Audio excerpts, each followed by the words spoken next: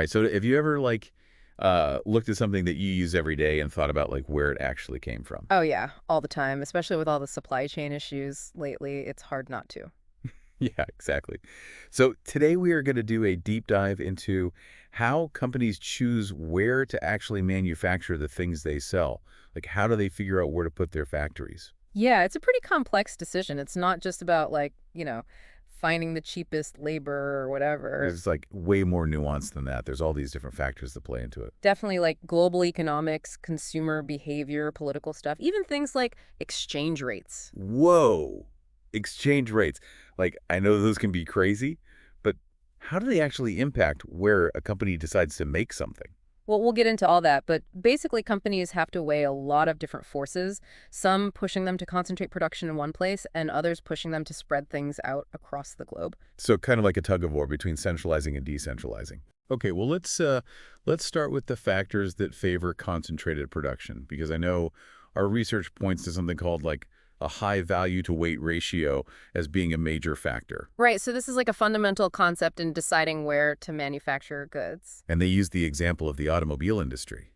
But I'm still a little fuzzy on what that ratio actually means. Think of it this way. Imagine you're shipping a diamond ring versus a giant truckload of potatoes across the ocean. Okay, so one's super valuable and tiny and the other is like bulky and well, less valuable, I guess. Exactly. That diamond ring has a super high value to weight ratio, meaning its value is really high compared to how much it weighs. So shipping costs are like nothing compared to the actual value of the ring. Right now, those potatoes, on the other hand, have a low value to weight ratio. So like the cost of shipping them is going to be a much bigger chunk of the overall cost. Exactly. And that's why you generally see things with high value to weight ratios like electronics, jewelry, luxury goods Yeah. being produced in a central location and then shipped all over the world. Because it makes sense to minimize those transportation costs when the product itself is so valuable.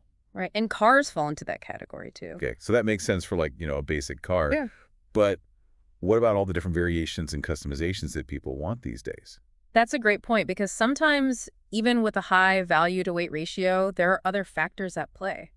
Like what? Well, take luxury cars, for Oh, yeah, instance. those are like super customized, right? Yeah, they often have specific features or options tailored to different regions or even individual customer preferences. Oh, I see. So even though it might be a little more expensive to ship them, It could still make sense to build those specialized cars closer to where they'll be sold. because you're meeting those specific customer needs more directly.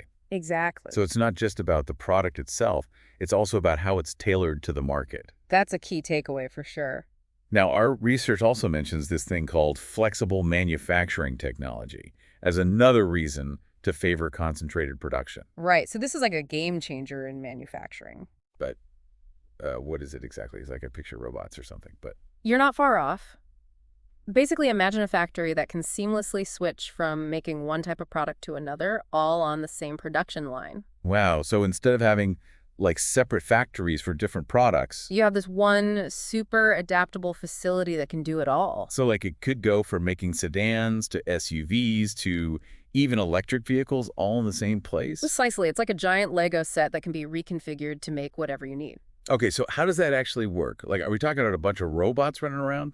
It definitely involves robots, but also advanced software and automated systems that can be quickly adjusted to handle different product designs and specifications. So it's like a really sophisticated setup. Yeah, it requires a major upfront investment in technology and training, but the payoff can be huge. And I'm guessing companies like Tesla are at the forefront of this. Absolutely. They've really embraced flexible manufacturing, and it's a big part of how they've been able to ramp up production of their electric vehicles so quickly. So you're telling me they can make a Model S and a Cybertruck on the same line? Pretty much. That's the power of flexible manufacturing. That's incredible. It's like the factory of the future or something. It really is, and more companies are adopting this approach as the technology becomes more accessible. Makes sense. Okay. But I imagine it's not all sunshine and roses, right? Like, Yeah. there must be some downsides to this. Well, the biggest hurdle is the initial investment cost. Yeah, because you're basically equipping a single facility to do the work of multiple specialized factories. Exactly, and that can be a hefty price tag, especially for smaller businesses. Plus, I bet you need a highly skilled workforce to manage and maintain all that sophisticated equipment. Oh, absolutely. You can't just hire anyone off the street to run a flexible manufacturing facility. You need people who are comfortable with advanced technology and can adapt to changing production demands. Right. It's a different kind of skill set than what was needed in traditional manufacturing. Okay, so while concentrated production has its perks, it sounds like it's not always the best solution. Definitely. And that's where we start to see the arguments for a more decentralized approach. And I know one of the biggest factors pushing companies in that direction is this thing called volatile exchange rates. Yeah, exchange rates can be a major headache for global businesses. But honestly, I don't really get how they work. Like, what makes them so volatile in the first place? So basically, exchange rates determine the value of one currency against another, like how many US dollars you can get for 1 euro. Okay, and I know those rates can fluctuate a lot, but what causes that fluctuation? A whole bunch of things, actually. Everything from economic growth to political instability to even speculation in the currency markets. Okay, so why are these fluctuations such a big deal for global companies? Well, let's say you're a clothing company that manufactures all of its apparel in Bangladesh, where labor is relatively inexpensive. Okay, and then they sell those clothes in Europe. Right now, if the Bangladeshi taka suddenly strengthens against the euro, that company's profits take a hit. Because they're earning less in euros, even though their production costs in Bangladesh haven't changed. Exactly, and that cost advantage from lower labor costs could be completely wiped out by unfavorable exchange rates. Whoa. Okay, so that's a pretty big risk. Yeah, and it's one of the main reasons why companies might choose to decentralize their production. So by having multiple production sites in different countries? They can hedge against those currency swings because if one currency takes a dive, they've still got other facilities operating in more stable currencies. That's like diversifying your investments to minimize risk. Exactly. It's the same principle. Okay, so that makes sense for companies that are selling in multiple countries. But what about companies that primarily sell in one region? Well, even then, there are other reasons why a company might choose to decentralize. Like what? Well, our research points to trade barriers as another major factor. Trade barriers, like what kind are we talking about here? Things like tariffs, which are basically taxes on imported goods. Right, like to protect domestic industries? Exactly.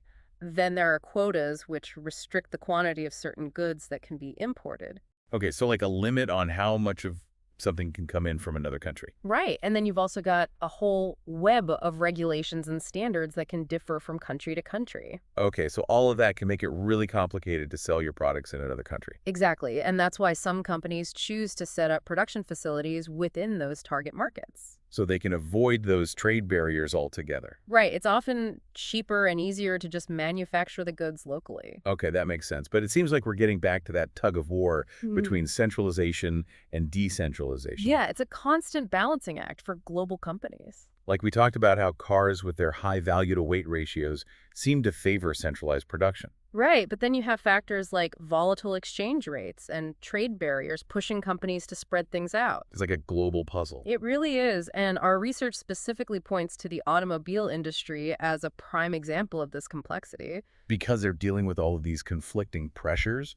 Exactly, and it's fascinating to see how different companies have chosen to navigate this. So how do they even begin to make a decision with so many factors to consider? Well, there's no easy answer, and it often comes down to a hybrid approach. Hybrid, like a mix of both. Exactly. So a company might choose to centralize the production of core components like car engines or computer chips. Okay, because those components are high value and relatively easy to ship. Right, but then they might have final assembly take place in factories located closer to their target markets. So they can tailor the finished product to local needs and avoid those pesky trade barriers. Exactly. It's all about finding that sweet spot between efficiency and responsiveness. That must be such a complex process. It is, and it involves a lot of careful analysis and strategic decision-making. So there's no like magic formula or anything? Not really. It's about understanding the specifics of your industry, the product itself, and the nuances of the markets you're targeting. Wow. So much goes into deciding where something is made.